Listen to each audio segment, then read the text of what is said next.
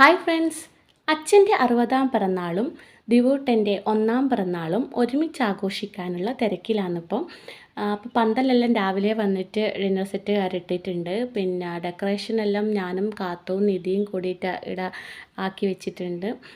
അപ്പോൾ 4 മണിക്കാണ് cake കട്ടിങ്ങിൻ്റെ time fix ചെയ്തിട്ടുണ്ടായത്. അങ്ങനെ സമയമാകുമ്പോഴത്തേക്കും എല്ലാവരും വന്നു തുടങ്ങി, ഗസ്റ്റെല്ലാം വന്നു തുടങ്ങി. അങ്ങനെ കൃത്യം 4 മണിക്ക് തന്നെ ഞങ്ങൾ കേക്ക് കട്ട് ചെയ്തു.